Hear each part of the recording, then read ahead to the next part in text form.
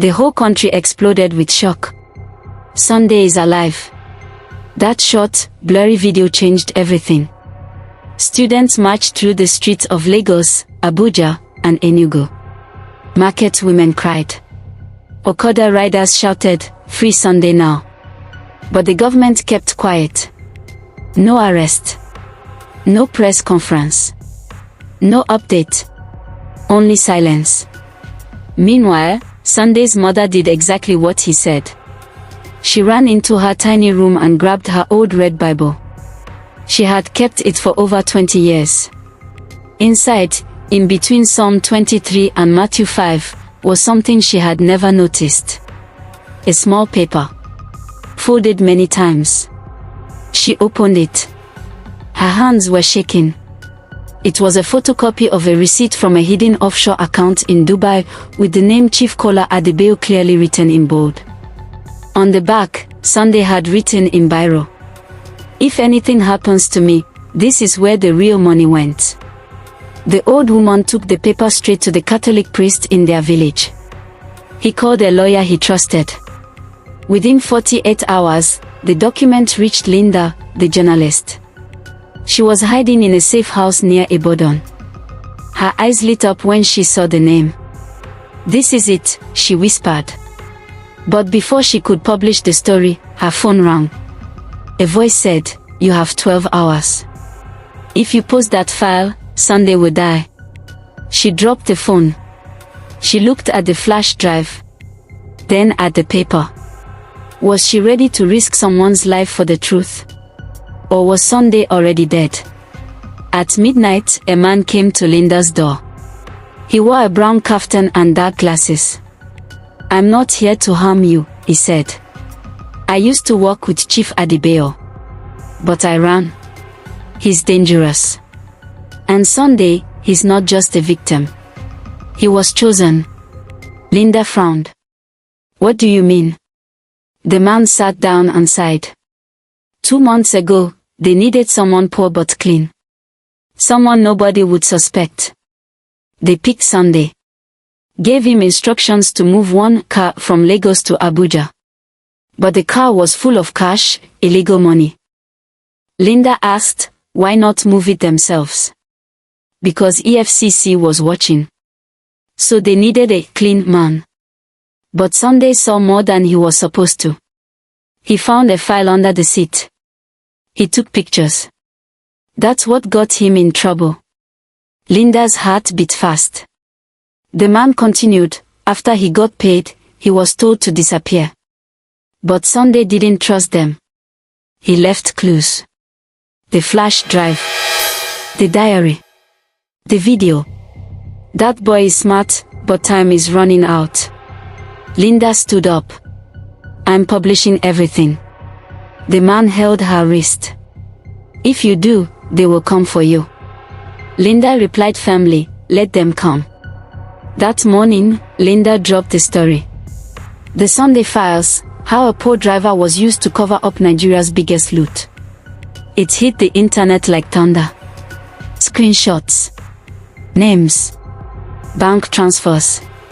Hidden properties. The red Bible paper. The flash drive files. Sunday's video. Within 3 hours, it had 15 million views. The people went mad with rage. Protests doubled. Markets shut down. Banks were attacked. A trending video showed a crowd carrying placards with Sunday's face and the words, "You can't kill all of us." The government tried to shut the internet down. But it was too late. The world was watching. Even CNN and BBC picked up the story. Chief Kola Adebayo held a press conference and said, "I do not know any Sunday. These are lies." But people didn't believe him. Because that same night, someone leaked another CCTV video. It showed Chief Adebayo shaking hands with Sunday. The police now had no choice. They announced a manhunt for Chief Adebayo and his allies. But by the time they reached his mansion in Banana Island, it was empty. Everything was gone, furniture, electronics, even the floor tiles. He had escaped. That same night, Inspector Tond, now secretly working with Linda, got a tip from a prison officer.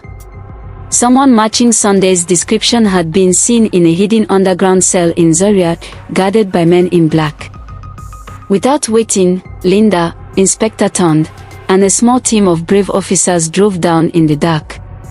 It took them 8 hours. They arrived quietly. The building looked like an old warehouse. No signs, no windows. Just 2 men at the gate with guns. But inside, in a tiny dark cell, chained and thin, was Sunday. He was still alive. Inspector Tond broke down the door. Sunday. Sunday. Sunday looked up slowly. His eyes were red. His lips were dry. He whispered, "I told you, they don't play fair." They carried him out gently. Linda cried. The team drove back to Abuja with Sunday in the back seat. The country celebrated. But danger still waited. Because Chief Adebayo had disappeared. And now, someone new had entered the game, someone even more dangerous. A shadow. A voice on the phone. A figure no one had seen yet. They called him the coordinator. And he wasn't done with Sunday. Sunday was taken to a private hospital under police guard. His hands were thin, and his eyes were dark and sunken. The doctors said he had been beaten, starved, and injected with unknown substances. But Sunday was still alive. And he remembered everything. Linda sat beside his bed. "Sunday," she whispered, "we have your diary. We saw the videos. We know about Chief Adebayo." Sunday shook his head slowly. "Chief Adebayo is not the real danger," he whispered. "He answers to someone else. Someone they call the coordinator." Linda's heart skipped. "Who is that?" Sunday looked around the room. He pulled her closer. "He has no name. No face. But he controls the money. He decides who gets rich, who disappears, who dies. I heard the guard say he's the one that let me leave, for now." Inspector Tond entered the room. "We need to move Sunday to a safer place. Someone tried to bribe the nurse to poison his drip. We can't trust this hospital." They packed their things quickly. At midnight, they quietly moved Sunday to a small clinic owned by an old army doctor in Ibadan. No one knew where he was. Not even the police commissioner. But the coordinator knew. Because at 2 a.m., a phone call came through to Linda's line. No number.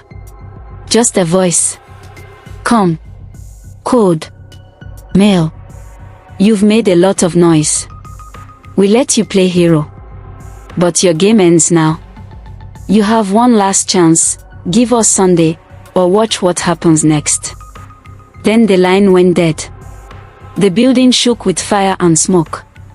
Inspector Tond grabbed Sunday and shouted, "Go! Go! Go!" Linda and the nurse ran through the back exit. Sunday was too weak to walk fast, so Tond carried him over his shoulder. The coordinator had declared war. The next day, something terrifying happened. A popular governor who promised to help the investigation was found dead in his swimming pool. The police said it was suicide. But his last words, written in red ink on the wall of his room, said, "The coordinator is watching." Now everyone was afraid. News channels stopped mentioning Sunday. Newspapers refused to print his story again. Even Linda's media house received a shutdown order. But Linda didn't stop. She opened a secret blog called Project S. She uploaded every file, every photo, every secret about Sunday and the coordinator. The blog went viral again, this time worldwide. Linda was quiet. Inspector Tond was silent. Then Sunday said slowly, "Let them think I've given up. Let them come. And when they do, we'll be ready." The plan was dangerous. Even Inspector Tond said, "This could get all of us killed." But Sunday had made up his mind. I'm tired of running, he said. If I die, let the truth live. They went quiet. Sunday, now stronger, shaved his beard and put on a white kaftan. He looked like the man in the viral video again, only this time, his eyes were sharp. No more fear. The trap was simple: leak fake news that Sunday had given up and was ready to return the money. A fake video was made. Sunday sat in front of a camera and said, "I'm sorry. I was used. I just want peace. Please, take me back." By midnight, the coordinator had received it. By 3 a.m., a black SUV pulled up at a bush road in Ogun State, where Sunday was waiting alone. Inside the car were 4 men. They wore dark shades and carried guns. One of them came down. "Get in." Sunday entered the car. They blindfolded him. Back at the hidden control center, Linda and Inspector Tond were watching everything through a hidden camera inside Sunday's wristwatch. The video was blurry, but they could hear the voices. Suddenly, the car stopped. They dragged Sunday out of the car. He couldn't see anything. But he heard something, a deep voice. "Come. Slow. You've caused too much noise, Sunday." Sunday's heart froze. This was him. The coordinator. The blindfold was removed. Sunday was in a dark room with black glass windows. Red lights blinked quietly. 3 large men stood behind a tall figure in a grey kaftan. His face was clean. His beard was white. But his eyes were like ice. He smiled. "So, you're the driver that brought down ministers, governors, and generals. You must feel proud." Sunday stayed silent. The coordinator chuckled. "You think the people will save you? You think truth wins? No, Sunday. People forget. They move on. And heroes like you become hashtags, then ghosts." Sunday whispered, "Then why am I still alive?" The coordinator smiled wider. "Because I'm offering you a deal." Sunday looked up. "What deal?" "You disappear. For real this time. Change your name. Start a new life. And in return, I give your mother a house, money, protection." Sunday laughed bitterly. "You want me to vanish again?" The coordinator nodded. "Because if you don't, I'll make sure no one in your family survives the year." Linda and Inspector Tond were frozen as they watched through the wristwatch feed. "This is it," Linda whispered. "We have his face. We have his voice."